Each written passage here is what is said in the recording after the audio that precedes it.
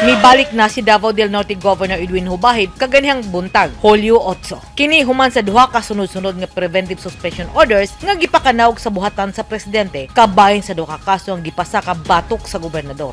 Usa kami sa pasalamat ang gihalad alang sa katawhan sa Davao del Norte. Sa iyang wali gipaambit ni Father Tam ang usa ka bersikulo nga nagsulti kung unsa ang pagpanerbisyo sa gobyerno ug pagpanerbisyo sa katawhan. Isang tuod wala nimo kinahanglan palutagay apan ang kinuha namo sa pagpasalamat kanimo.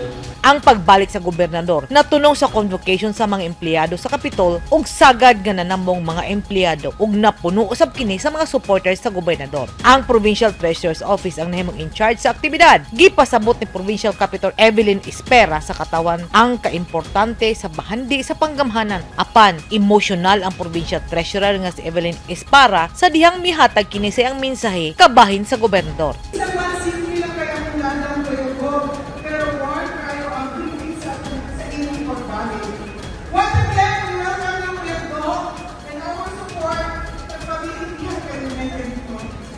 Napuno ang Davao del Norte Provincial Gym tungod kay ang mga kaalyado sa mayor ug mga supporters miduyog sa pagbalik sa ilang gobernador ug naghudya ka ang tanan. Sukan natong Abril 11, nagsugod na ang sunod-sunod nga suspension batok ni Jubahib. Sulod sa 90 ka adlaw, wala nakalingkod si Jubahib tungod sa mga suspension orders. Dunay mga dili konfirmadong impormasyon nga duna pay laing duha ka umaabot nga suspensyon batok ni Governor Jubahib. Apan gitubag kini sa gobernador. Matud niini andam siya kung ang pagpanerbisyo alang sa katawhan igkalain sa iyang mga kalaban sa politika. Apan matud pa sa kampo ni Jubahib kung unsa man ang mahitabo sa umaabot, Ginoo na lang ang nasayod ug kini ang kamatuoran nga dili mabali ni bisan kinsa nga politiko. Edit Kaduay Newsline Philippines. Stay safe.